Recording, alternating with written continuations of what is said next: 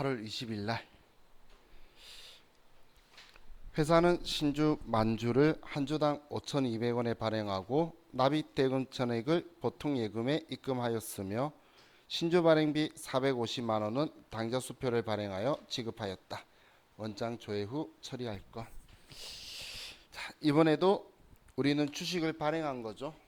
주식 발행했으면 8월 20일 날 무조건 대변에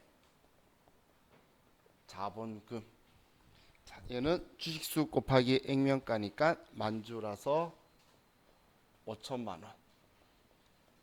자, 차변에는 우리가 돈을 받을 건데 보통 예금으로 5,200원에 발행을 했어요. 그럼 차변에 보통 예금으로 5,200만 원을 받았다. 자, 이렇게만 봤을 때는 이익 같아 보이는데 증자 재비용이 들어가게 됐죠. 증자 재비용이 450만 원만큼 신주 발행비가 수표를 발행했어요. 그럼 당좌 예금에서 450만 원을 지급했으니까 250만 원의 손해를 보게 됐죠.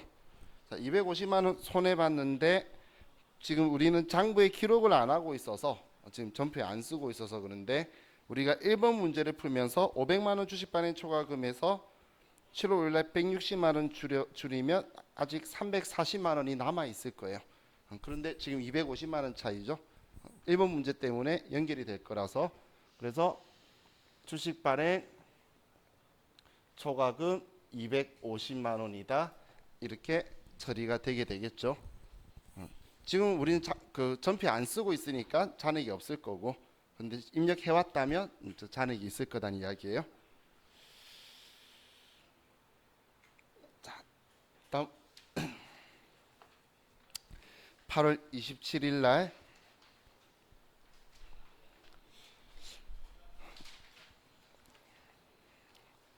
당사는 확정기여형 퇴직연금 제도를 시행하고 있는데 당월분 퇴직연금 1,350만 원을 대구은행에 보통예금으로 이체하였다. 자, 그러면 우리 일단 1,350만 원을 보통예금으로 이체했으니까 8월 27일 날 대변에 보통예금에서 돈이 빠져나갔다. 1,350만 원. 자, 차변에는 우리는 확정기여형 퇴직연금 상품이니까 퇴직급여라고 처리할 건데 얘는 비용 계정 과목이라서 500번대, 800번대를 구분을 해줘야 되겠죠. 그래서 괄호에 우리는 생산부 직원께 850만 원. 자, 그럼 나머지는 500만 원이죠. 500만 원이다. 800번대로 이렇게 처리해주면 되겠네요. 이건 확정기여형이라서 비용 처리하니까 우리 500번, 800번대를 구분을 해줬어요. 자, 다음 8월 30일 날 신제품 기계를 구입하기 위해 회사채를 발행하고 전액 보통예금에 입금되었다. 자, 이번에 사채 발행해서 신제품 기계 구입하기 위해서는 그냥 수식어고 결론적으로는 사채를 발행했다는 거죠. 그럼 사채 발행은 2020년 8월 30일이고 액면가액은 1,000만 원이에요.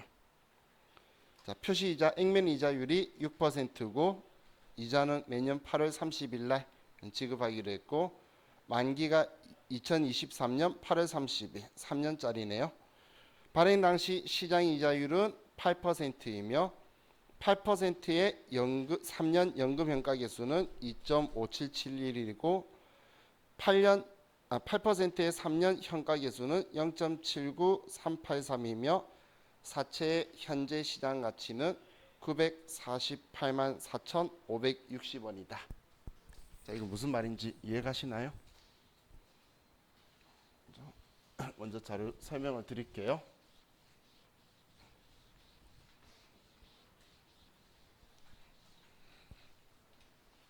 8월 30일 날 우리가 사채를 발행했어요. 그러면 사채라는 제도는 상법에서 관리하고 있는데 상법에서 무조건 액면가액을 우리는 갚도록 이자도 액면 이자만 주도록 하고 있어요. 근데 이 액면 이자를 수정을 하는 게 거의 불가능해요. 한번 처음 설정하면. 근데 시장에 형성된 이자율은 계속 변하고 있기 때문에 우리는 시장에 이걸 발행해서 우리는 돈을 빌리는 거예요. 우리가 그 차입금이라고 하는 건 특정인에게 돈을 빌리는 거라서 거래처를 쓰는데, 이 사채란 제도는 불특정 다수에게 대량의 자금을 빌리기 위해서 우리가 사채라는 채권을 발행하는 거예요. 그럼 거기에도 우리가 돈 빌릴 때 차용증처럼 얼마 돈 갚을게, 언제 갚을게, 그리고 이자 얼마씩 줄게, 이런 내용이 있어야 되겠죠. 거기에 적혀 있는 내용이 액면가액이고 액면이자율인 거예요. 그리고 만기가 적혀 있는 건데, 근데 시장 이자가 우리 액면 이자하고 차이가 있다 보니까 시장 이자가 더 높으면 액면 이자가 내 거다라는 생각 가지셔야 돼요. 내가 발행하는 채권에. 근데 액면 내가 이자 주겠다라고 정하고 있는 이 액면 이자보다 시장 이자가 더 높으면 사람들이 저한테 돈을 안 빌려주겠죠. 이자를 더 많이 주는 곳에 빌려주지 저한테 돈을 안 빌려줄 거라는 거예요. 그럼 제가 불리한 조건이기 때문에 할인 발행을 할 수밖에 없는 거예요. 그러면 사채는 상법에서 무조건 액면가를 갚도록 하고 있기 때문에 회계상에서 액면가를 상실하지 않기 위해서 무조건 1,000만 원 갚아야 된다고 적어두는 거예요. 그래서 제가 사채란 계정 과목은 액면가를 쓸 거라 그랬죠. 그럼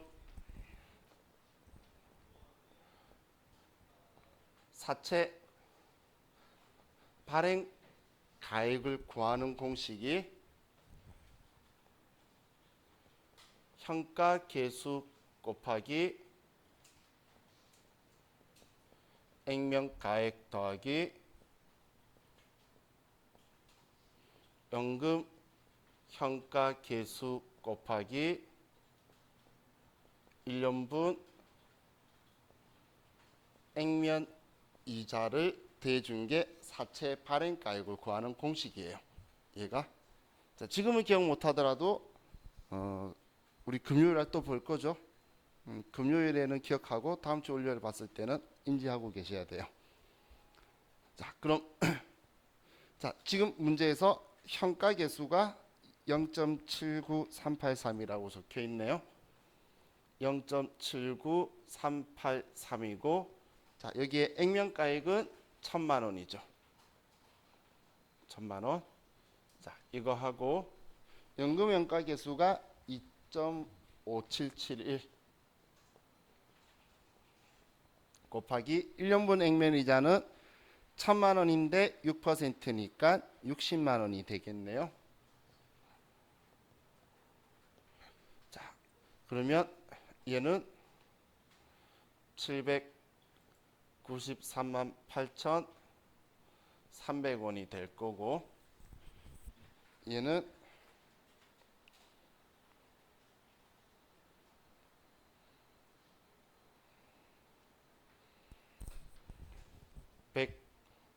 154만 6,260원이 되겠네요. 그러면 얘들이 더하면 948만 4,560원이 돼요. 자, 그럼 지금 이 금액이 발행가가 되는 거고, 이 발행가를 다른 말로 이 사채의 현재 가치라고 표현하는 거예요.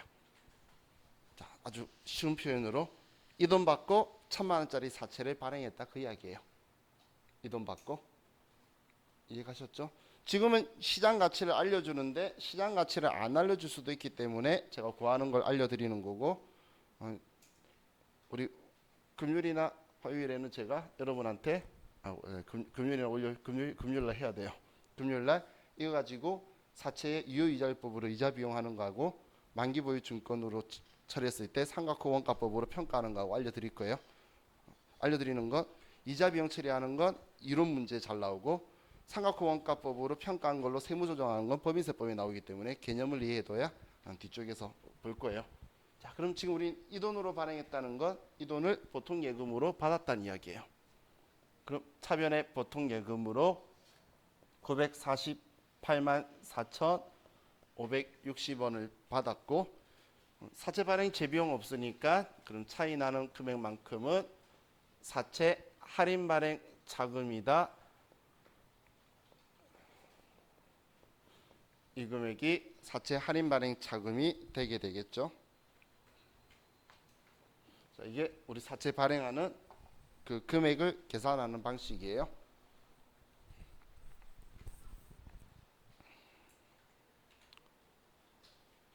지금 우리 반에 IFRS로 회계 처리하는 회사 다니시는 분 있으시면 그 회계 담당자 자리에는 현가계수표나 연금현가계수표라는 게 있어요. 그래서 이자율 몇 퍼센트에 몇 년 이렇게 표를 찾아가면 얘가 적혀 있고, 연금현가계수표에서 몇 년짜리 이자율 몇 퍼센트 이렇게 찾아가면 이렇게 되어 있어요. 이건 사채 발행할 때만 쓰는 게 아니고 장기 할부 매출할 때도 이거 가지고 매출액을 이걸로 산정을 해요.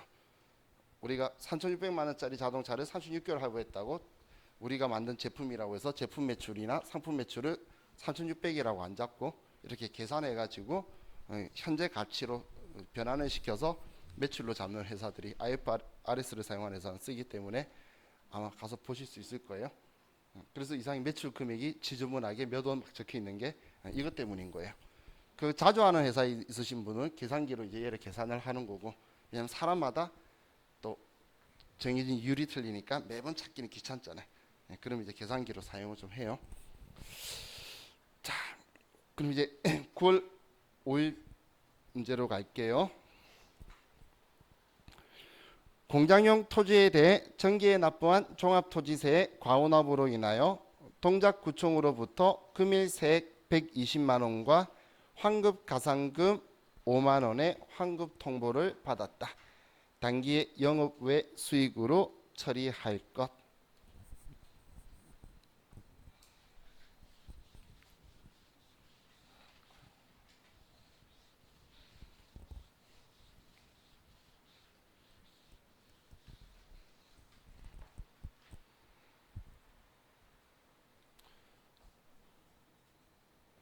자, 9월 5일 날, 자, 우리가 전기에 종합토지세를 납부했었는데, 이 종합토지세 납부할 때 계정 과목 뭐라고 처리하죠?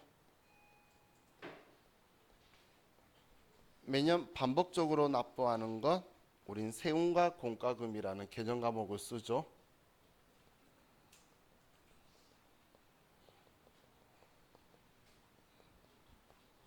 자, 이렇게 납부할 때에, 근데 문제에서 얘는 전기에 납부를 했대요. 근데 이 납부한 이 금액이 많았던 거야. 그게 과오납이죠. 그래서 얘가 돌아온 거예요. 그럼 전기에 비용 처리했던 게 올해 돌아오게 되면 우리는 비용이 취소되면 수익 처리하면 되겠죠. 그래서 수익 처리할 건데, 전기의 비용을 올해 수익으로 처리하는 건 적절하지가 않기 때문에 이때 처리할 때 우리는 전기 오류 수정 이익이다라고 처리할 거고, 우리가 중대한 오류다 중대하지 않은 오류다라고 표현할 때도 있지만 지금처럼 그냥 영업 외 수익으로 처리하시오라고 하면 900번대로 처리할 거예요. 그럼 과온압으로 인한 세금은 120만 원이라는 거예요. 120만 원. 자, 그리고 자, 우리 부가가치세 가산세 계산들 한번 좀 해보셨죠? 자, 그게 납부불성실 가산세가 성격이 뭐죠? 지금 납부지연 가산세라고 뭐 이름만 바꿨는데, 납부불성실 가산세는 이자죠. 하루 이자를 만분의 2.5로 계산해서 늦게 준 날만큼 이자 주는 거잖아요. 그럼 납부하는 사람이 늦게 납부해도 이자를 주는데, 국가가 잘못 받아도 보유하고 있는 기간 동안에 이자를 나한테 주는 거예요. 그게 지금 여기에 있는 환급가산금이라는 거예요.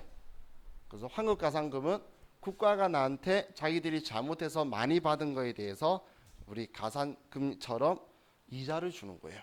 그래서 지금 제가 그 설명한 이유가 환급가산금은 이자 수익인 거예요. 우린 이자 받은 거예요. 그리고 얘는 5만 원이다. 그럼 지금 우리 가로에 단기 영업외 수익 처리하라 그랬는데 이자 수익도 영업외 수익이죠. 그래서 얘는 자연스럽게 다 맞아졌네요. 근데 이걸 지금 오늘 돈 받은 게 아니라 통보만 받았죠. 일반적인 상거래 아니니까 미수금이다. 125만 원. 동작구청에서 돈 들어올 거다. 이렇게 적어둘 거예요. 동작구청에서 돈 들어올 거다.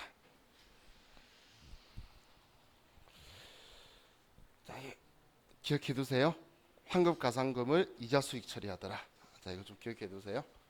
왜냐면 나중에 우리 법인세법 가면 이자 수익이라고 처리를 회계상은 하는 건데 이걸 내 돈 벌었다고 세금 부과하면 안 될 거잖아. 자기들이 잘못해서 돈 줘놓고선 너 돈 벌었네 세금 내야지 하면 안 되겠죠. 그래서 이거 돈 번 거 아닌 걸로 취소할 거예요. 근데 얘는 세금 내야 돼요. 왜냐면 이때 이만큼 세금 안 냈거든. 그러니까 이번에 돌아왔으면 이거는 번 걸로 해서 세금 내야 되겠죠. 근데 얘는 안 낼 거라서 얘 둘이 성격을 잘 봐야 되는 거예요. 그럼 이때 많이 처리한 만큼 이익이 작아서 세금 안 냈을 거잖아. 근데 실제로는 돌렸으니까 이만큼 더 세금 내야 되겠네. 이렇게 처리를 해야 되겠죠. 그래서 둘 다 수익이지만 나중에 바라보는 게 달라서 왜 얘를 쓰는지를 여러분들이 좀 인지를 하시면 좋을 것 같아요.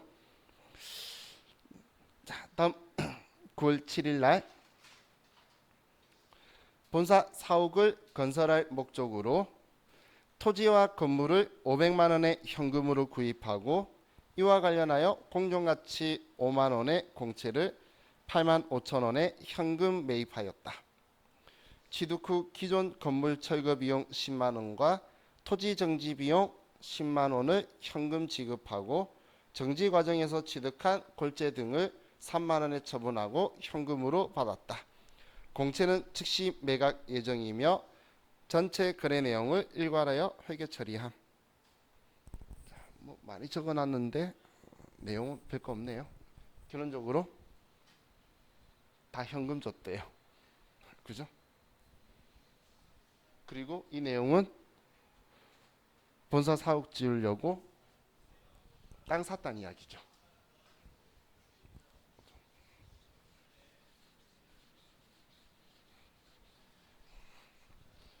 자, 그럼 9월 7일 날 우리 지금 건물 쓸 건가요? 여기에? 아니죠. 그럼 우리 사용할 거 아니기 때문에 건물값도 토지 취득하기 위한 거예요. 토지 취득하기 위해서.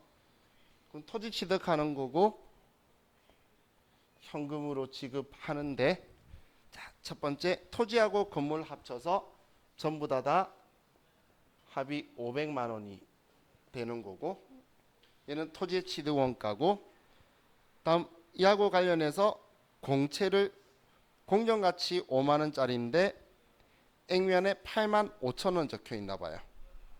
자, 이거 우리 이것만 가지고 계산하면 회계 처리 어떻게 해야 되죠? 이것만 가지고 불가피하게 매입하는 유가증권이죠. 더 치울 거예요. 이거 가지고 액면가를 무조건 빌려주고 사야 되는데 제일 마지막 가로에 보면 얘는 즉시 매각 예정이다라는 건 단기 매매 증권으로 분류하라는 거고 불가피하게 매입하는 유가증권은 공정가액으로 취득원가를 인식하니까 얘는 5만 원이 되죠. 그러면 액면가격과 공정가격의 차이인 3만 5천 원은 취득원가에 가산할 거니까 토지라고 될 거잖아요. 지금 불가피하게 매입하는 유가증권에 대한 부분만 분개한 거예요.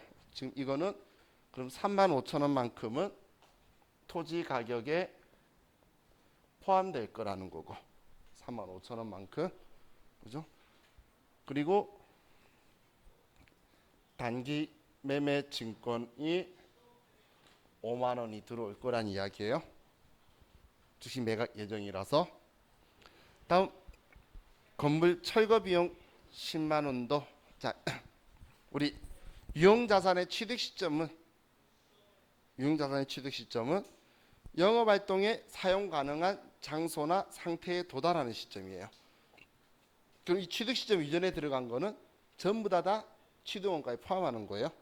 취득 시점 이후 지출은 우리가 수익적 지출, 자본적 지출로 구분하는 거고 취득 시점 이전 거는 전부 다 취득원가에 포함하는데 영업활동에 사용 가능하다라는 이 토지는 건물을 지을 수 있는 상태에 도달하기 전까지가 취득 시점이에요. 그래서 지금 여기에 들어가 있는 토지 정지 비용이나 이런 것도 전부 다 취득원가에 포함할 거예요.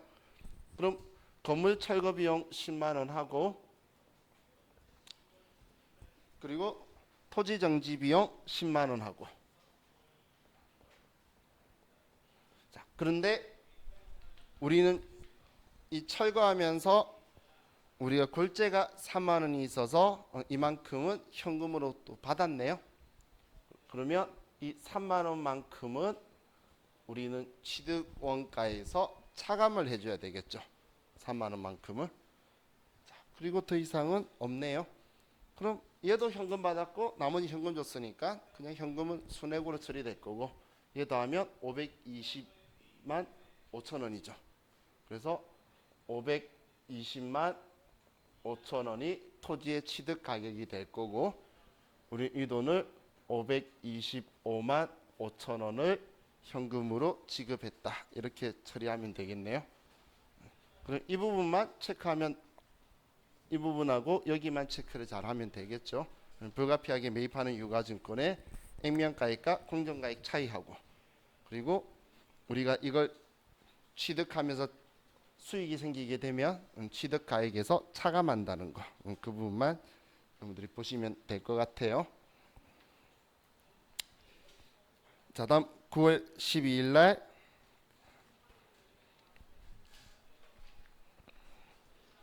건물 취득과 관련하여 다음과 같이 현금 지출하였다. 전부 다 대변의 현금일 거고 자, 이건 뭐 특별한 거 없어서 이렇게 찝을게요. 자, 묶으세요. 건축 공사비, 설계비, 건축 허가비, 그리고 신축 공사 보험료 이렇게 네 개를 묶어서 얘는 건물이라고 처리할 거고 그리고 적용 사업비, 도로 포장비 이건 영구성이 있다. 뭐 보수는 시의 책임이 있다. 상관없어요. 얘는 지금 우리가 영업 등에 쓸 수 있도록 토지로 처리할 거고 이 두 개는 그리고 마지막 주차장. 이 주차장 개정하면 뭐라고 쓰죠?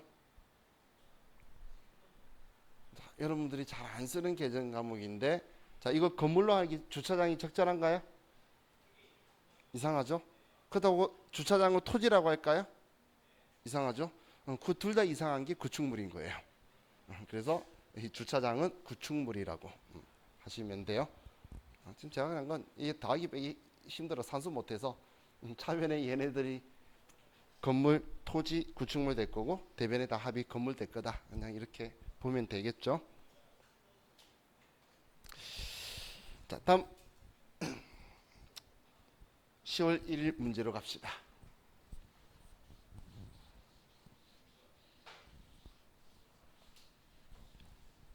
어느 책이든 구축물 설명할 때 보면 굴뚝, 교량 뭐 이런 거 적어놨는데 시험에는 주차장만 나와요. 그래서 주차장을 그냥 구축물이다라고 생각을 해두세요. 자, 10월 1일 날 기계장치의 구입 대금은 50만 원이나 10분의 2, 30분의 n의 신용 조건으로 할인 구입하고 즉시 현금으로 지급하였다. 추가로 설치 비용 5만 원과 시운전 비용 3만 원을 현금 지출하고 시운전 기간에 생산된 제품을 2만 원에 현금으로 매각하였다. 기계장치의 구입일은 10월 1일이고 실제 사용 계획일은 12월 1일이며 1년간 보험료로 6만 원을 10월 1일에 현금으로 지급하였다. 보험료는 월할 계산하며 구분할 것. 자, 무슨 이야기인지 내용 파악되시나요? 말만 많지 특별한 건 없어요. 자, 먼저 10분의 2, 30분의 n 이거 무슨 이야기죠? 자, 우리 이거 재고자산 할 때 할인할 때 이런 표현 여러분들 공부하신 적 없나요? 이제 하면 돼요. 자, 10분의 2, 30분의 n이라고 적혀있는 n 적혀있는 거 있죠? n은 저희 얘를 신용조건이라고 표현했던 이유가 30일 이내 갚아라는 거예요. 15분의 n이면 15일 이내 갚아라. 30분의 n이면 30일 이내 갚아라.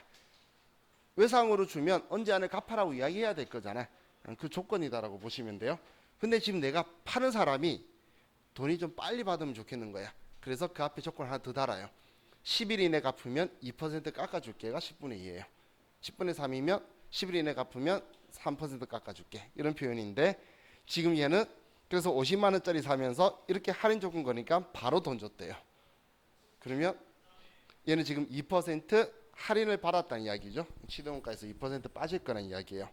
그러면 자, 일단 우리가 기계장치 사는 건 알겠으니까 10월 1일 날 차변에 기계장치가 들어오고 대변에 뭐 얘도 또 전부 다 현금 줬다네요. 대변에 현금에서 돈이 나갈 건데 기계장치의 금액 50만 원에서 2%면 만 원이 취득 원가에서 빠지는 거죠. 저 신용 조건 때문에 만 원이 빠지는 거예요. 만 원 왜 뺐는지 이해가시죠? 자, 다음 이제 추가로 설치 비용. 기계장치는 설치비, 시운전비 전부 다 취득 원가에 포함시켜야 되죠. 내가 원하는 물건이 딱 나올 때까지, 우리가 기업이 원하는 물건이 나올 때까지 그때가 취득 시점이에요. 그러면 이 5만 원하고 설치 비용 5만 원하고 시운전 비용 3만 원도 취득 원가에 포함해야 되고,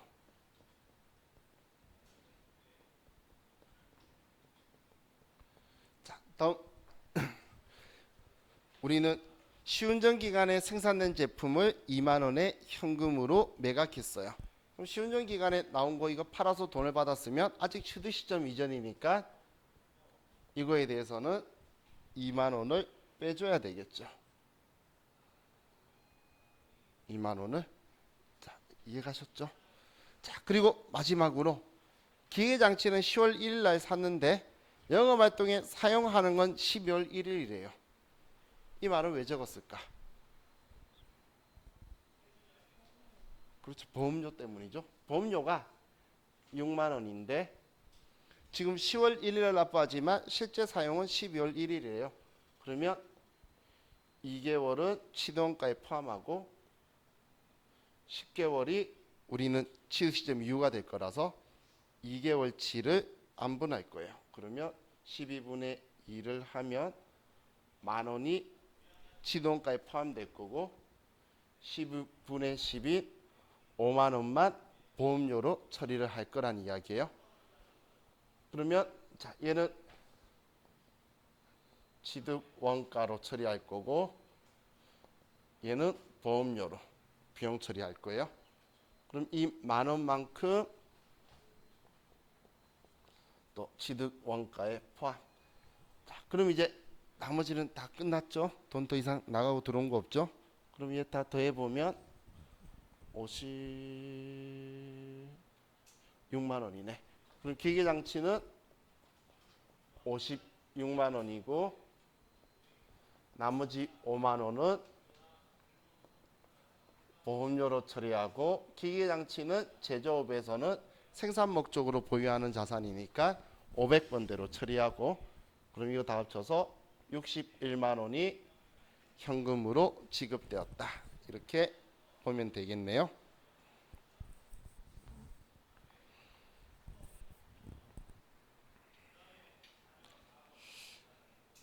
자, 다음 10월 5일 날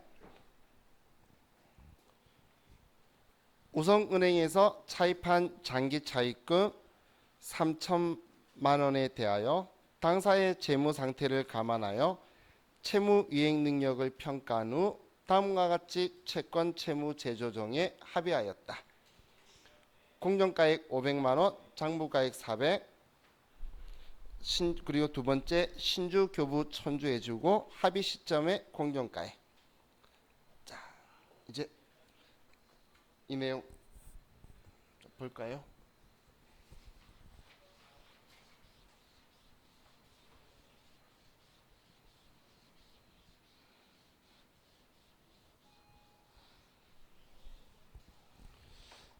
자, 일단 문제 내용 파악하시나요? 문제 내용. 지금 우리은행에 장기 차입금 빚이 3천만 원 있는데 이건 지금 우리 회사가 가지고 있는 토지를 주고 그리고 우리 회사의 주식 천주를 주고 이 3천만 원을 없애기로 합의 봤다는 이야기예요. 내용 이해가셨나요? 자, 이런 문제가 나왔을 때 여러분들이 어떤 생각을 가지셔야 되냐면, 자, 첫 번째 동그라미 1번부터 볼게요. 동그라미 1번을 우리가 팔았다면, 자, 팔았으면 공정가액 500만 원인데 장부에 400만 원인 토지래요. 그럼 얘 팔면 토지를 장부에 적혀 있는 400만 원을 지우고 공정가액이 500이라는 건 얘 팔면 500만 원 받을 수 있을 거란 이야기죠. 이해가시죠? 그럼 차변에 내가 현금으로 500만 원을 받고 그럼 이용자산 처분 이익이 100만 원이 나올 거예요. 자, 이해가시나요? 이해가셨죠? 자, 동그라미 2번을 볼게요. 자, 이번엔 증자를 했죠. 증자하면 무조건 대변에 자본금 주식수 곱하기 액면가. 그럼 1000주를 5,000원이면 500만 원이죠. 대변에 자본금 500만 원이에요. 그리고 차변에 내가 또 얘를 현금으로 돈을 받는다면 나는 얼마 받을 수 있어요? 지금 합의 시점의 공정가에 만약 시가가 12,000원인데 주다. 그럼 1,200만 원 받을 수 있겠지. 그래서 1,200만 원을 받는다라는 거예요. 그러면 우리는 대변에 주식 발행 초과금이 700만 원이 나오게 되겠죠. 자, 이해가시나요? 이해가셨죠? 그죠? 자, 그럼 하나만 더 하고 위에 붕괴하려고 비워놓고 있는 거예요. 아래 잘 안 보이는데 왜 위에 비워놓나 생각하실까봐. 자, 그럼 이제 우리가 이 돈 받은 거 있죠? 이 돈을 주고 빚을 갚을 거예요. 내가 대변에 현금으로 1,700만 원을 주는데 근데 3천만 원의 장기 차입금을 안 갚아도 되게 조정해 주겠대요. 그럼 차이 나는 1,300만 원은 우리 뭐라고 처리해야 되죠? 그래서 채무를 면제시켜 줬잖아. 그래서 얘는 채무 면제 이익이다 이렇게 나와야 된다는 거예요. 지금 내가 이 3천만 원 갚으려고 시장 가치가 1,700밖에 안 되는 걸 다 던져주고 재조정해 버린 거예요. 그러면 우리는 이렇게 팔고 이 돈만 받는다 생각해서 1,300만 원의 채무 면제 이익이 나와야 되지 얘네들이 전부 다 주식 발행 초과금이 나오면 안 된다는 이야기예요. 그럼 왜 제가 이 세 개 나눴냐면 붕괴는 이 세 개를 합치는 거예요. 이 세 개를. 그러면 우리 날짜 10월 5일 날 우리 차변에 장기 차입금이 3천만 원이고 우리 은행이다. 근데 내가 준 건 500만 원짜리 줬어요. 그래서 500만 원짜리를 토지 400 그리고 이용자산 처분 이익 100만 원이다라고 해서 500만 원치의 가치 있는 걸 준 거고 또 우리는 주식 1,200만 원치를 줬는데 자본금 500만 원이고 주식 발행 초과금이 700만 원인 거예요. 그럼 차이 나는 이제 마지막 1,300만 원은 나의 빚을 줄여준 거니까 채무 면제 이익이다. 이렇게 처리가 한 번에 나와야 돼요. 그래서 이걸 문제를 보자마자 공정가액 500, 주식 공정가액 1,200, 1,700인데 3천만 원 줄여줬네. 그래서 1,300만 원의 채무 면제 이익이 생각이 안 나면 이렇게 하나씩 밟아와서 왜냐하면 전표를 많이 안 끌으면 대변회의가 한 방에 나올 거라는 느낌이 잘 안 오죠. 그러면 하나씩 정리를 해보고 한 번에 올리시면 돼요. 가시죠. 자, 얘가 18번 문제였어요. 자, 오늘 마지막 시간이라서 혹시나 해서 말씀드리는데 우리 시험은 이 정도로 안 나와요. 자, 첫 시간부터 이야기했죠. 혹시 시험 때 정말 이렇게 나올까 하고 또 걱정하실까 봐 이렇게 안 나와요. 믿음이 안 가시면 내일 시간 남을 때 뒤에 있는 기출 문제 일반전표 문제 풀어보시면 왜 이 책 문제를 이런 걸 내서 내 기분 안 좋게 만들었는지 여기 나오실 수 있어요. 이 정도 규모로 나오진 않아요. 나와봐야 얘 한 개, 얘 한 개. 한 개씩 나오면 풀 수 있어야지. 한 방에 이렇게 뭉쳐서 안 나오는데 한 개씩은 나올 수는 있는 거예요.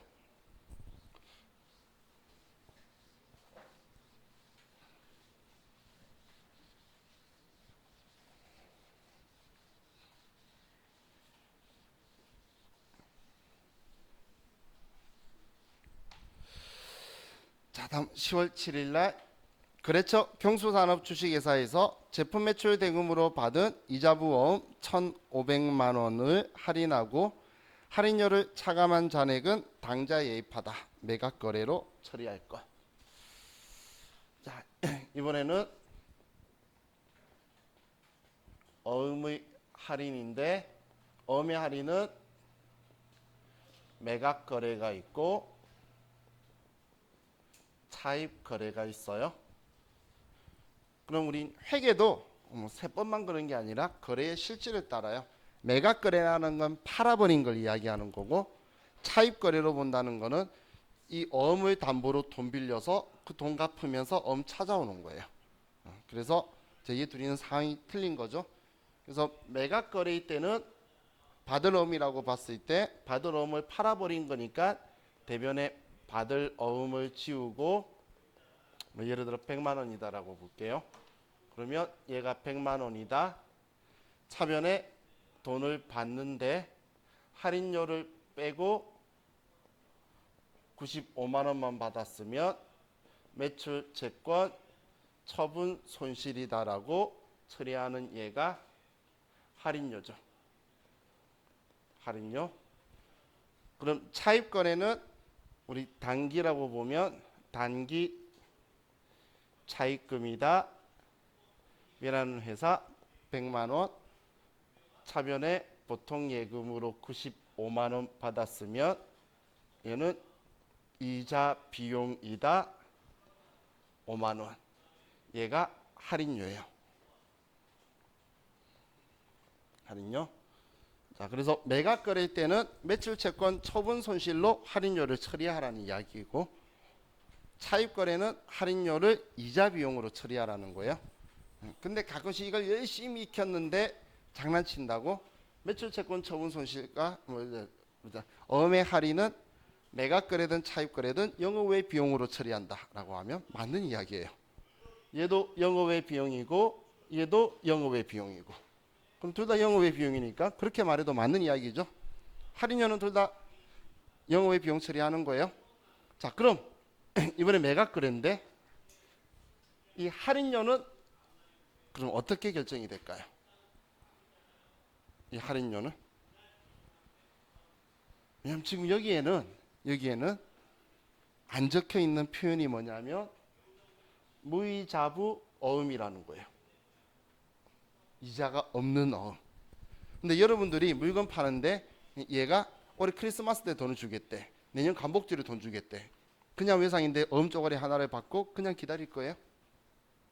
그때까지 이자라도 받고 싶을 거잖아. 지금 지금 문제 있는 건 이자부 어음이고 첫 번째 줄 오른쪽에 보이시죠? 지금 우리가 과거에 공부하던 건 무이자부 어음이었고 왜 이자부 어음인 거예요? 자, 무이자부 어음 가지고 생각해 볼게요. 지금 제가 100만 원짜리 어음이 있어요. 그래서 여러분 중에 100만 원 정도 있으신 분 저희 어음하고 바꾸자 그랬더니 좋은 마음에 저하고 바꿔주셨어요. 근데 어음 봤더니 만기가 크리스마스인 거예요. 자, 여러분 마음속에 갑자기 여기 나오려고 그러죠. 그러면서 한켠에선 이자라도 받을 걸. 그랬으면 마음이 안심난할 거잖아요. 내가 통장에 그냥 100만 원 넣어둔 거나 이자 받는 거나 그죠? 그럼 여러분들이 그 생각하는 그 이자가 할인료인 거예요. 할인료. 그렇게 해서 이 할인료가 정해지게 되는 거예요. 근데 여러분이 그럼 할인료를 얼마 받을까를 생각을 먼저 하는 거예요. 할인료를 5만 원 받고 싶은 거야. 그럼 5만 원 받고 싶으면 어떻게 하냐면 여러분이 가지고 있는 그 어음이 만기가 되었을 때에 받을 돈. 방금 어음 얼마짜리라 그랬죠? 100만 원짜리라 그랬잖아요. 그럼 얘는 이자가 없는 거면 만기가 되면 100만 원이니까 여러분이 원하는 할인료를 먼저 생각을 하고 그 금액을 뺀 나머지 금액 맞춰주는 거예요. 그래서 저한테 95만 원을 주는 거예요. 그러면 여러분들은 나중에 만기되어서 100만 원 찾으면 저한테 95만 원만 줬으니까 5만 원의 할인료를 가져가게 되겠죠. 그런 방식이 순서예요. 순서 이해 가시나요? 이 순서를 알아야 이 문제를 풀 수가 있어요. 자, 그럼 이제 우리 문제로 갈게요.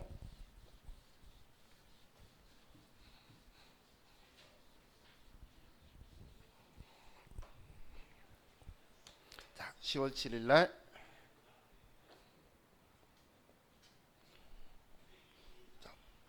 우리는 어음을 받았던 거는 1,500만 원짜리를 제품 매출 대금으로 받았죠. 그러면 장부에 받았을 때는 1,500만 원이라고 써뒀을 거예요. 그래서 받을 어음 1,500만 원이다. 경수 산업이다. 이렇게 써둘 거예요.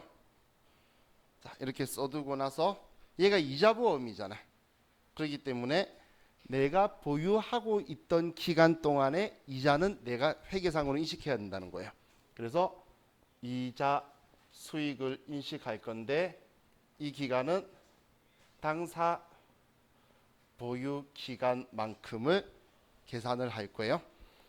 자, 그럼 발행일이 6월 7일이고 만기가 12월 7일 6개월짜리인데 연이자율 5%였던 거예요. 그러면 지금 6월 7일 날 발행한 건데 10월 7일 날 팔면 제가 보유하고 있는 건 6월 7일이면 7, 8, 9, 10 4달간 가지고 있었죠. 그럼 6개월짜리 신경 안 써도 돼요. 지금은 연이율이 5%니까. 그러면 1,500만 원 곱하기 몇 퍼센트였어요? 그래서 까먹었어. 5% 0.05 곱하기 12분의 4 이게 내가 가지고 있었던 기간이잖아. 자, 이거 어떻게 이런 공식 나왔는지 이해 가시죠? 자, 얘 계산하면 얼마가 나오죠? 얘는 25만 원이네. 25만 원.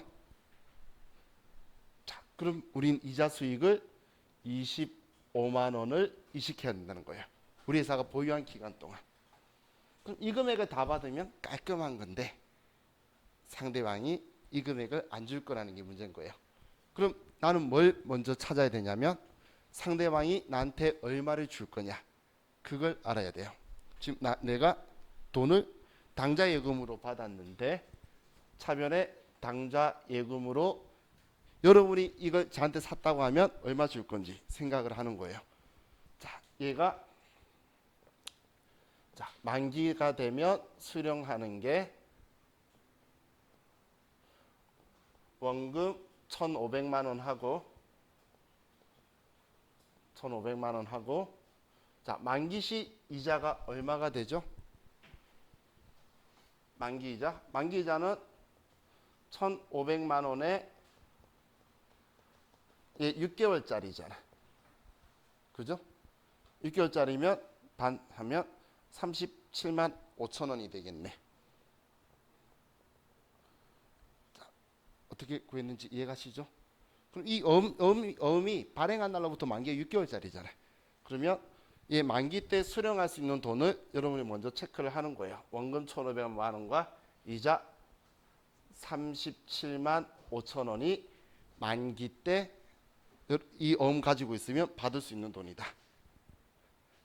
그러면 여러분이 원하는 할인료를 계산을 할 건데 만기 때 받을 수 있는 돈이 1,537만 5천 원이다면 이거에 여러분이 원하는 이제 할인료율이 아래에 6%죠.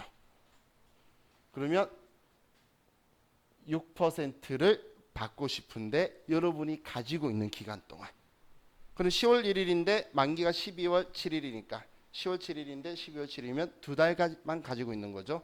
그래서 곱하기 12분의 2 이만큼이 여러분이 원하는 할인료의 6%에 해당하는 할인료가 될 거예요. 이해 가시나요?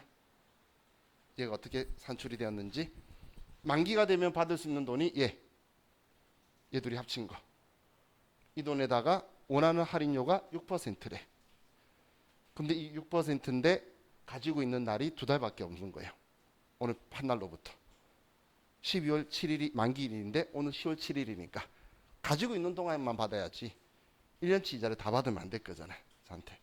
그죠? 자, 그럼 이걸 계산하면 얼마가 나오죠?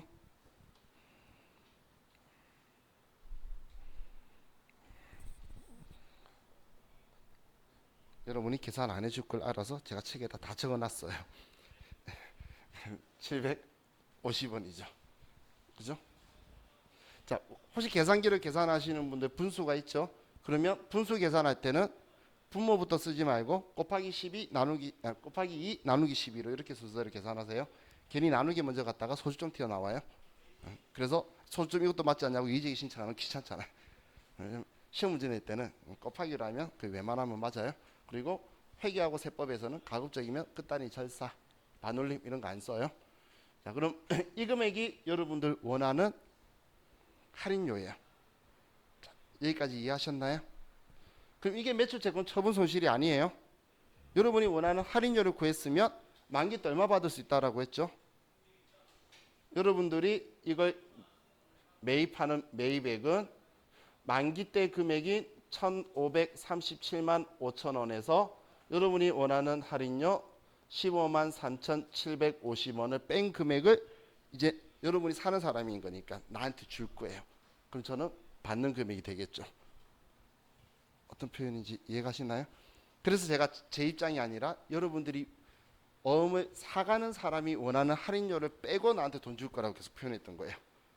지금 사가는 사람이 계산을 한 거예요.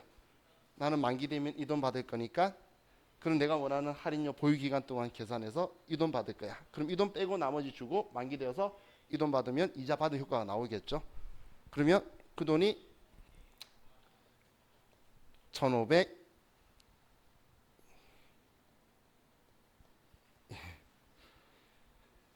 죄송해요. 제가 요즘 산수가 귀찮아져가지고 적어놓고 잘 봐요. 자, 여기서 이거 빼면 이 금액이 이제 여러분들이 저한테 주면 만기 되어서 이 돈 받으면 이만큼 이자 받게 되는 거예요.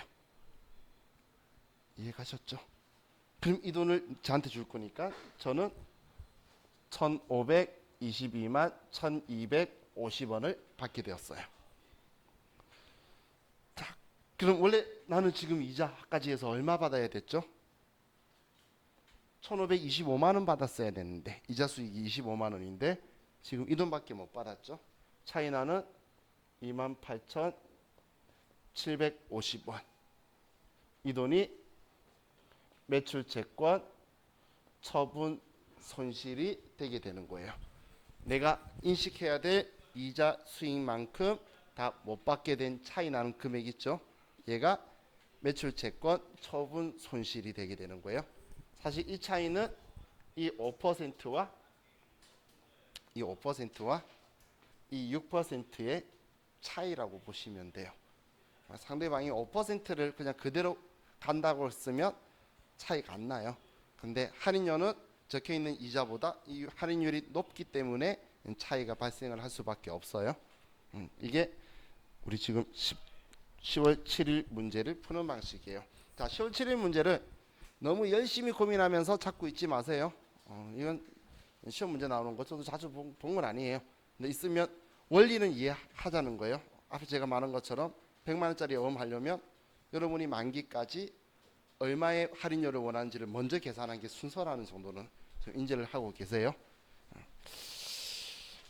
자, 우리 수업이 월수금 계속 이렇게 진행이 될 거라 그랬죠. 그래서 제 생각에는 뭐 금요일에는 전표 입력 다 끝내고 저와 같이 메인 매출 전표들 같이 계속 연결해서 전표 입력, 그것도 전표 입력이죠. 자, 그래서 계속 전표 입력을 금요일에도 할 거예요. 금요일에는 같이 컴퓨터도 켜서 메인 매출 전표 갔을 때는 저와 같이 메인 매출 전표 보면서 화면으로 할 테니까